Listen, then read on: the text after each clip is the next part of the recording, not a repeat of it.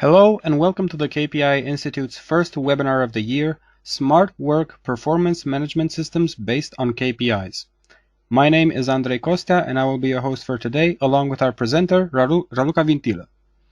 This webinar is part of a series of free educational materials that aim to enhance the knowledge and know-how of those interested, while also creating a bridge between us as a company and you, our public. The KPI Institute is a research organization specialized in business performance. It operates research programs in 12 practice domains, each linked to a certification course, ranging from strategy and KPIs to employee performance, and from customer service to innovation performance. Today, 15 years after the KPI Institute was created, we can proudly say that our products and services have reached professionals on 5 continents, and that our public comprises a worldwide community of around 84,000 members online and 30,000 registered companies on smartkpis.com. In today's webinar, we will be providing insights into how to design and implement a performance management system based on KPIs, and it will be delivered by Raluca Vintilă, management consultant with the KPI Institute. Some of the most significant consultancy projects Raluca has been involved include the following: Performance Management System Architecture Design for the organizational, division, and individual levels, and Organizational KPI Selection for organizations operating in the oil and gas, transportation, telecommunications, and education industries. She has also delivered training courses, conference presentations, business simulations, and other webinars related to the general use of KPIs. This presentation lasts approximately 30 minutes. Please feel free to ask any questions you might have during the webinar, as they will be answered at the end of the presentation in our Q&A session. Enjoy the KPI Institute's webinar, Smart Work Performance Management Systems Based on KPIs. Now I would like to invite Raluca to begin her presentation.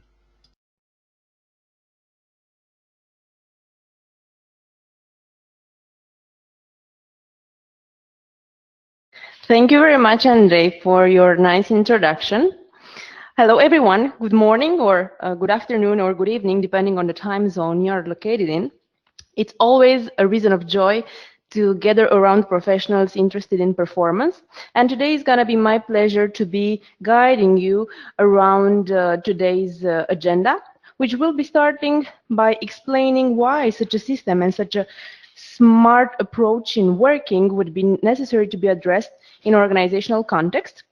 Afterwards, we are going to understand the methodology on how to implement in a step-by-step approach all these best practices.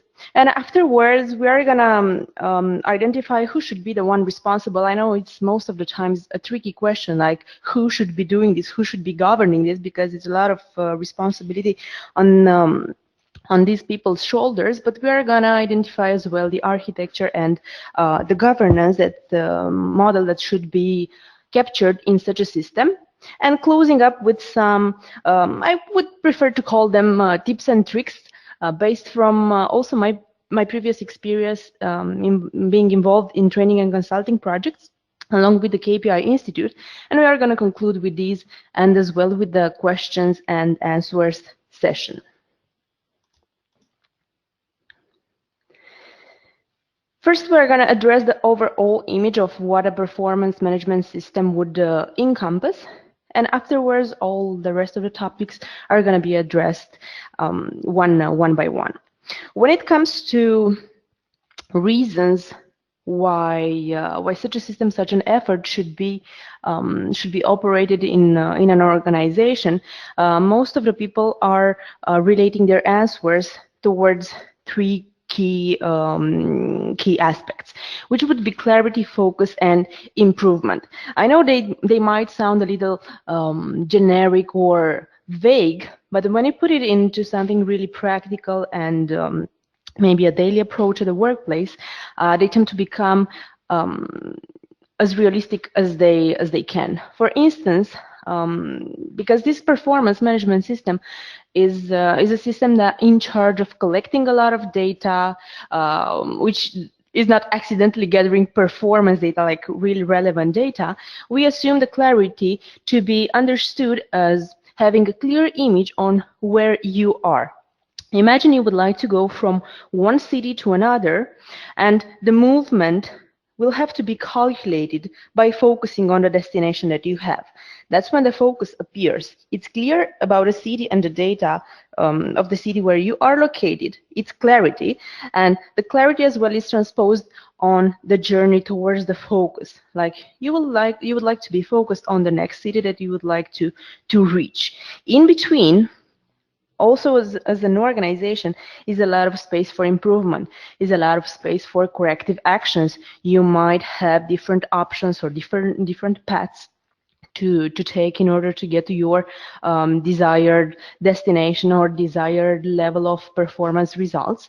And this part of the corrections or the things you can address in order to get there, we call it improvement. So that's a simple way of putting the benefits that most of the professionals and the practitioners we are involved with are claiming or are justifying the necessity of such a system and the benefits that are brought inside their organization. As a personal example, and maybe you can resonate with this, at some point when I was in charge of the instructional design team within the KPI Institute, because we had as well a performance management system in place, and we are not just promoting it for others, but we also have our own. At that moment, I've seen myself extremely busy. I could not see my head out of all the tasks to be done, a lot of emails to be sent, a lot of phone calls to be made, a lot of discussions, meetings, and talks with different stakeholders. So on my way to the office, I was asking myself, I mean, do I really need to take over all these 100 plus tasks and to have this lack in yeah, lack of visibility or even capability in focusing on what matters the most? And I was quite disappointed at that moment because I had no idea what should I start with, what would be the most important task out of all that I had to complete. And I brought my answer from our performance management system. At that moment, I've said to myself, like, we are doing this, we're promoting this. I should be able to find my answer on what is the most important to be done. And since I was the responsible for instructional design and in charge of managing the team, converting the face-to-face training courses into online format, I have simply opened a scorecard, and given the fact that there was a KPI related to this conversion rate, I knew that what I need to do the first thing in the morning when I get to the office is to take over these aspects. And I also allocated enough time to complete what had to be covered from that project. And that maybe it can be an example on how you can as well create the or face the prioritization problem between the tasks that you need to complete until the end of the day or until the end of the week. Going a little further, because I have mentioned the word scorecard, and this is the one of the most important tools that we operate the moment we work with the KPIs. The scorecard gets populated through the process that you see on the bottom of the image in green, colored in green. The scorecard gets populated by selecting the right KPIs. So KPI selection would be the first building block out of this framework that we are operating with. KPI selection means that based on the strategic objectives that you have, and these strategic objectives should be the output of the strategic planning process, which happens prior to the KPI working stage. And KPI selection means picking up the most relevant KPIs that measure the achievement of the strategic objective. The second building block is the KPI documentation.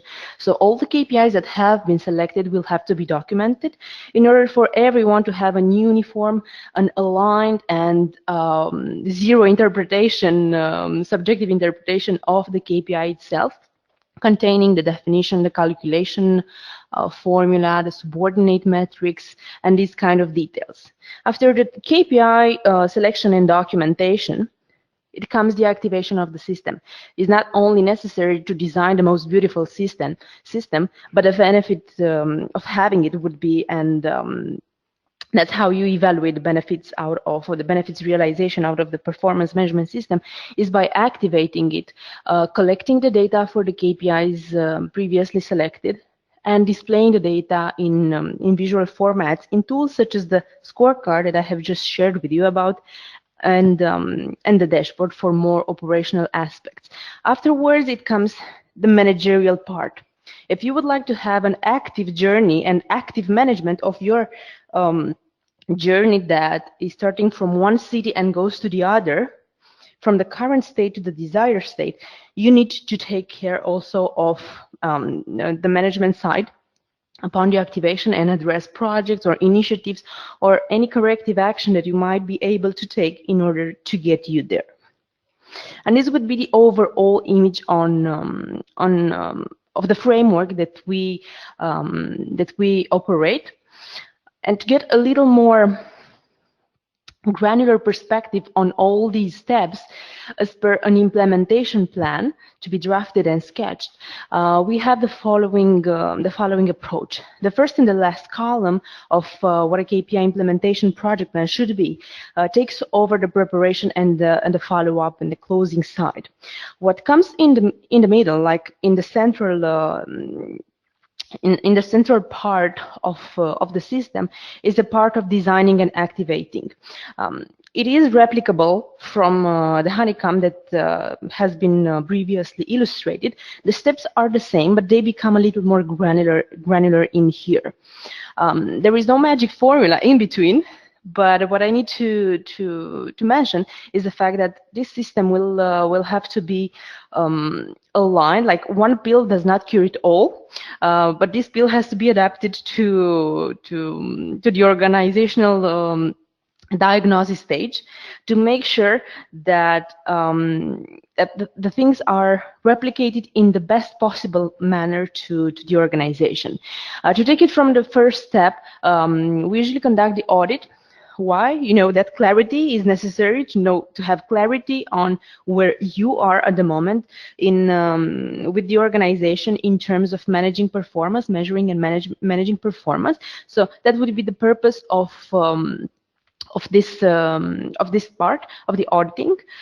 It covers 5 dimensions, such as strategic planning, performance measurement, performance management, performance culture, and employee performance management, to have an overview on all the segments that might be encompassed and relevant for the purpose of the project. Afterwards, it comes a preparation and initiation.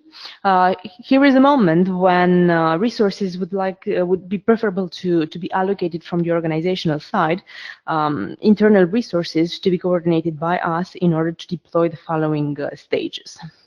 The fourth would be either defining or reviewing the strategy. In case there are some strategic objectives and KPIs at the moment for an organization, we simply review what exists in order to bring it to the maturity level that would ensure a proper KPI selection and documentation process. Step number 7 is encompassing, I would say, one of the most complex steps of performance management, which is KPI cascading or KPI alignment, would be a proper way to say it, because you might not go from a top to bottom approach, but rather from a bottom up approach. That's why alignment would be a proper term to define this. And the employee level, given the fact that the system, when you get to individual level, it's a little more complex, because it might get connected to other systems, like with the performance appraisals, which happen at the individual level, with rewards and recognition systems, and training processes or sub-processes. On the side of the activation, it's a lot of technical aspects, like collecting data, ensuring that the data is meeting the quality criteria in order to be processed and reported, data analysis, which enables the decision-making process to be happening. It would be preferable, even though I hear this very, very often when I work with professionals, like it would be preferable for the decision making to be processing based on the data, on the performance data, not by the direction of the wind, if you know what I mean. This moment, like most of the times, the employees in execution positions are complaining about not having enough transparency on the data, on the reports, on the actual state, which will justify the decisions that the leaders and the management of the organization is taking in order to address the corrective actions. And afterwards is the learning and improvement, which is like an ongoing process. You stop and stare on what you've been doing, and you adjust it for the future. To get into even more details, I will simply show you the image on the sub processes that happen into each of these stages. I will not emphasize this too much because you will anyway get the chance to receive these materials. But what I would like to pinpoint at the moment is the time perspective. I mean, if you look at this, it's 14 stages with a minimum of 5 or, yeah, an average of 5 or 6 steps to be taken. And it's a lot of effort to put in. It's a lot of human effort, like in terms of human resources. Also, when it comes to financial resources, even when you discuss about engaging internal or external stakeholders into this process, or creating systems to collect the KPIs you have selected in case there are no systems at all, or even embedding technology into the solution. So it's a lot of effort to be taken in this. When it comes to time effort, you might wonder, like, how long would it take to do it right? Well, I know it sounds like a cliche, but it really depends. Most of the times it depends on the organizational structure and the speed that usually the management team would like to drive with the moment, in the moment of the implementation. What I would like to share with you are some 2 examples of Gantt charts that relate to the previous steps and framework that I have just shared about. You know, they are not just stories, they are not just some beautiful dreams on implementing performance and some theoretical texts. They become reality through these actions. The same principles are replicated in here for these levels. And in this example, we have an implementation based on 4 modules that goes across the 3 organizational levels. So the first is the corporate level, and it goes down like cascaded to operational level. And the third part goes to employee level, individual performance. And the follow-up is like a separate module that is supporting, like an enabler for the 3 above mentioned. It gets up to the 3 months, but to be honest, that's the moment of designing the system. That's the moment of creating the prerequisites for such a system to be working. It can be 3 months, it can be 6 months, it can be 1 year. Actually, it also depends on the organizational size, on organizations' intentions in terms of speeding up the process. And here, what we have is the same model, but including the time frame for a performance audit to be conducted prior to the project implementation, in case there is something already implemented that has to be only reviewed. To be even more specific, I would like to present to you a case study that we've been working on that corresponds to these 5 modules that I've been just sharing about. For instance, if you wonder, like, at least for one level on effective days of work, how long it would take, well, it covers more or less 5 days.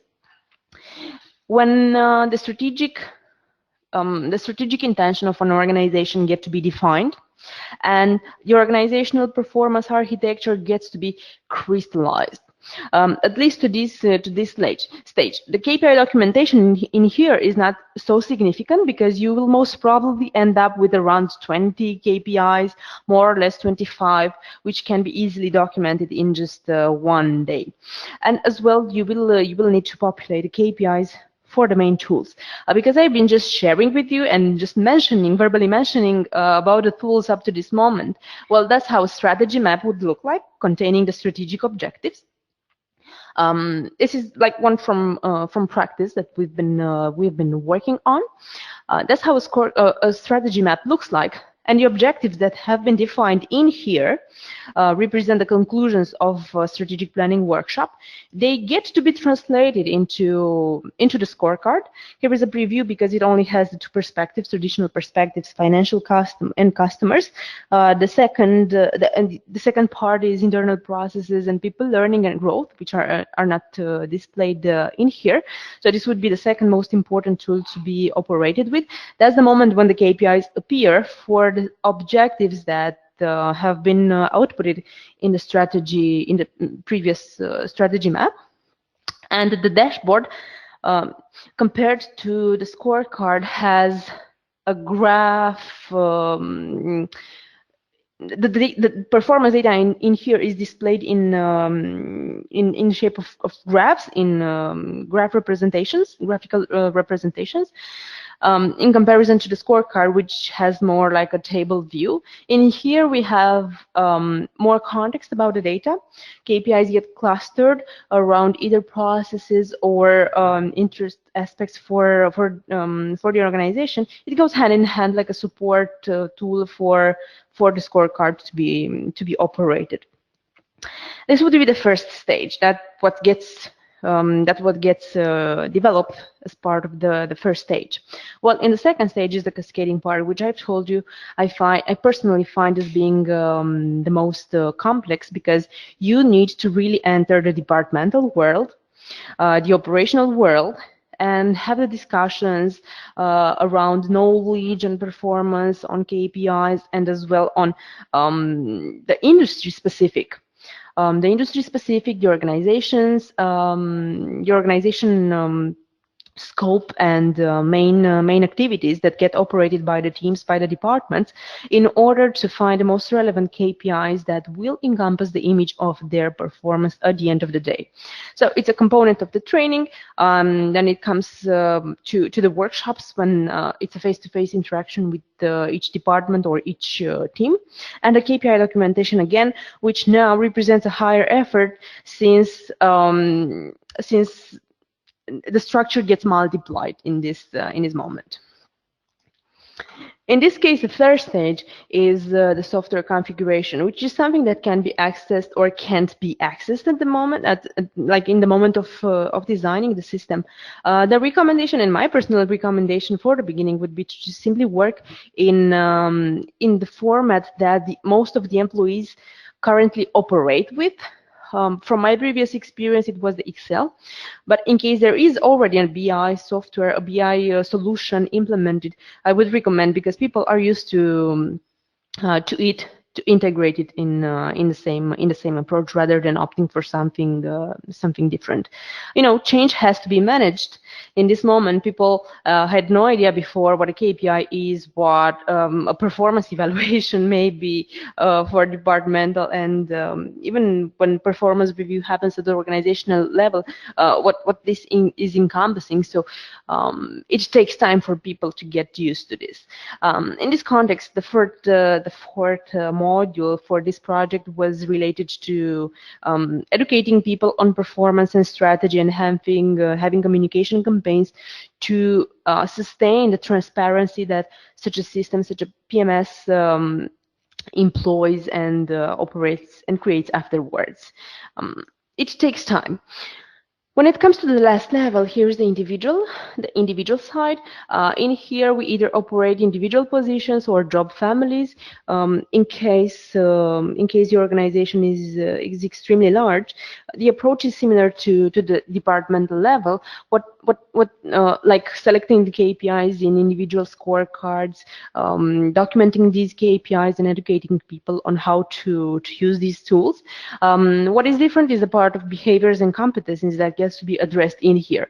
Of course, we cannot talk about the behaviors and competencies at department level, but they have to be replicated in each individual as per the job requirements of each employee. This is the most extensive part of the project, given the fact that the effort, if it has been multiplied by the number of departments of teams, now it gets to the most granular side of the business. To have an overall image on what has resulted as an output of such a project, this would be the image. This would be the image in terms of corporate. You can consider that each of these small tables represents a scorecard and a dashboard and a strategy map. So in total, they have been, you can even see here how they've been divided and dragged down to the lower units of an organization, both scorecards and performance dashboards. It's not an easy job. Now, you can really understand the time dimension that such a project would contain. What matters the most is to go back to the first topic addressed in this webinar is like, why does this work well? And go into the benefits of why this should be implemented. When it comes to creating clarity around the organization, transparency, and minimizing the subjectivity that might arise in organizational processes, well, I think that's when it's really worthwhile. Now, when it comes to who should have on the shoulders this responsibility of making this work, well, it comes the performance management office, or at least that's what we recommend to be formed the moment such a project gets into an organization, or maybe, I mean, usually when we arrive, we are there because either the HR or the financial team has already had some preoccupations around performance and how should be managed due to either individual performance appraisal, like people complain on how they are currently evaluated and they need to get the full image of an organization to have the reference point on evaluating a person, whether a person has been performing or underperforming. So in this moment, the need comes from their side, but our recommendation is to have a dedicated capability around performance management. Since you have seen it's a lot to be done around talking to department heads, designing the tools, quality assurance around the performance data that has been collected, maintaining the system, making sure that the performance meeting reviews are happening, take place, decisions are being are taken around performance data. People are driven by the KPI targets that have been previously defined, and all these efforts would be preferable to be governed by such an office. It is, like, in terms of the skills and the competencies that such a team should have, it's a lot to be covered, ranging from interpersonal skills up to technical skills of software, operating softwares, or since the data has to be introduced either in a BI or other software solution. So ranging from this part of interpersonal skills all the way up to technical skills. They would need to engage the stakeholders, the leaders, the management of the organization in discussions that will ultimately support the existence of such a project and such a system within the company. So it's a lot to be done, and it would be preferable to have a dedicated team around this rather than getting the responsibility on some currently existing positions such as the HR coordination, or maybe something in between HR and the finance and financial team. It would be preferable to be dedicated so that there is no overlapping in the roles, and these people are being paid to make this work and to make the magic happen within the organization when it comes to performance and reaching the desired state and executing and implementing the strategies that we always work around. At some point, I've been attending Kaplan's workshop in a conference, and there is something that I really resonate on what he said. He said at that moment that we are the best in making plans. We are the best in creating, developing the most beautiful and tasty strategies. But where most of the organizations fail in is in their implementation. And I think that this performance management office within an organization should make sure that the strategy gets implemented through the tools and the sub processes that take over this. When it comes to best practices in working with KPIs, there are a lot to be mentioned, but I will only focus on some of the aspects that I have as well personally found from practice and from the projects that I've been involved with. Well, when it comes to the context of like the organizational context of implementing such a system, I really think it's important to make people understand why the organization has decided to do this and what's in it for each and every person around. Like if you will only come with a system that will ask for more effort from my side and I will see no benefit out of this and I will be simply forced to do this, most probably I will be totally disengaged and I will reject such a system.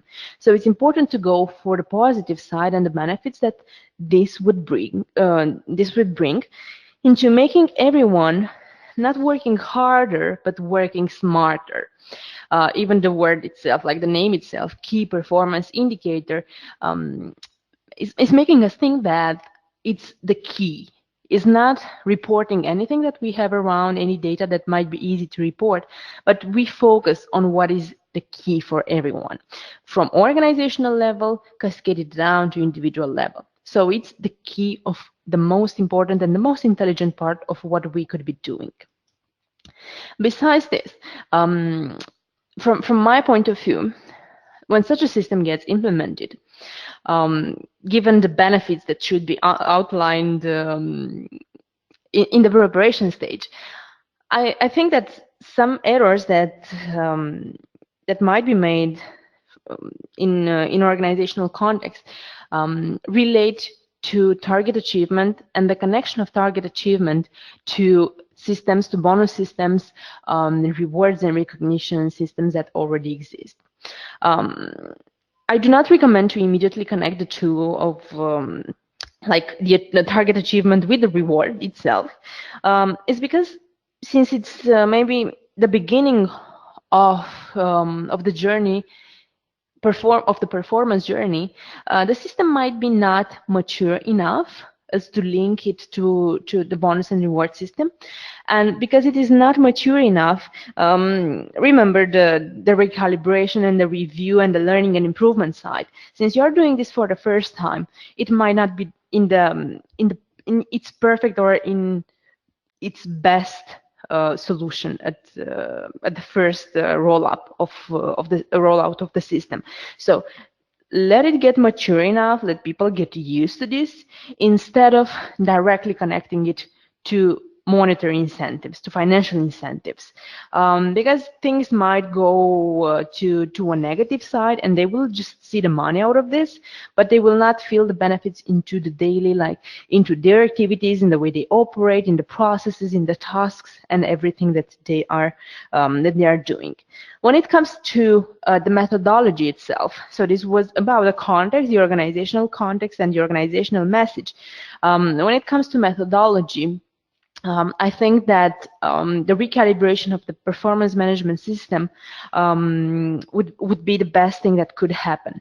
When I'm saying recalibration, I refer to the fact, and this is something that I've been personally advocating for in the last years, is after the cascading has happened from the organizational level to departmental level, you get the chance to collect relevant insights from the employees.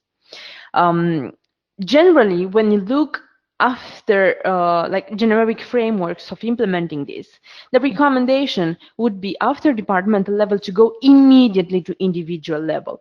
Well, personally, I would like to recommend, and I've seen that this makes a lot of sense in practice, after the departmental level, so after the cascading stage from organization to departmental level, go up. Because you have collected insights from the employees, you have collected insights from the most relevant people that could offer their insights, and things might need to be slightly adjusted at the top. Instead of going and spreading the departmental architecture to the individual level in a format that is not in its best format, it will get a lot of rework afterwards. So take the time after departmental level and recalibrate it from a bottom-up approach to organizational level. And feel free and don't hesitate to take the benefits of recalibration at any moment within the implementation. Another aspect related to methodology would be the KPI documentation. I mean, I know it's something very small to be done when you put it next to strategy definition, objective definition, KPI selection, or KPI cascading. KPI documentation seems to be like the smallest brother in this family, but I think that its role can be vital when implementing this. Imagine you are selecting KPIs for the organization. They are like in their perfect format in the organizational scorecard. But at the time you go to the departments and you get the chance to see not only 10 leaders of the organization, but you get the chance to see 20 or more of your staff of your workforce. You get to see that people don't understand the organizational KPIs the same way that the management has got the point on them. So I find it really important and critical to document the KPIs after each selection stage that has been conducted, to make sure that people get the clear image and the clear understanding and a uniform understanding the moment you go to the lower levels. At some point I've been involved in a project in Botswana with the communication regulator of the country, and because they had already a scorecard in place, since we've been involved in the training process, I was really curious about some of the KPIs they were reporting on, and a KPI was named such as HHI index or something like this. And because I was in front of the leaders of the organization, I took the freedom to ask, what is this all about? Like, I thought I knew it all about the KPIs, but this one, I don't really get it. And it was a funny moment because they were not able to clearly answer on what is that index that they are tracking.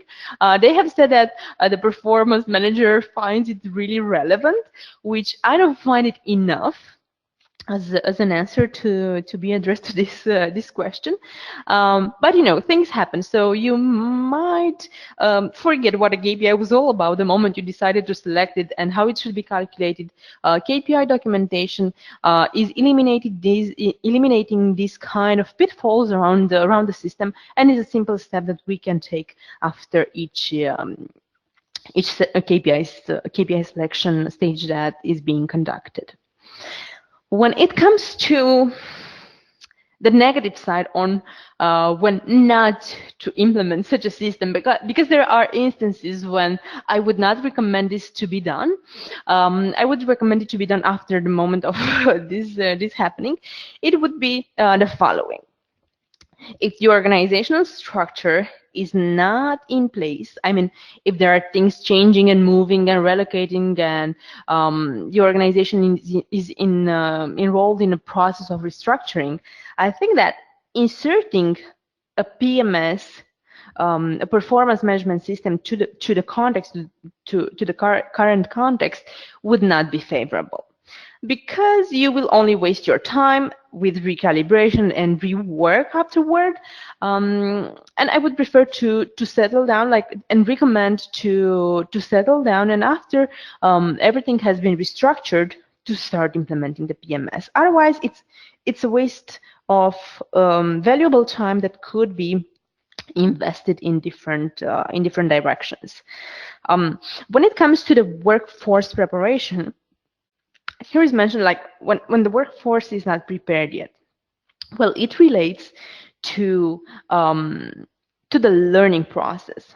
Like, when you end down to the individual level with a KPI selection, imagine there is a company with 10,000 employees. Of course, you did not have the chance to enroll them in training programs, internal or external, around performance management. You did not get a chance to involve them all, but you reach the individual stage of the PMS. They might be not prepared for this.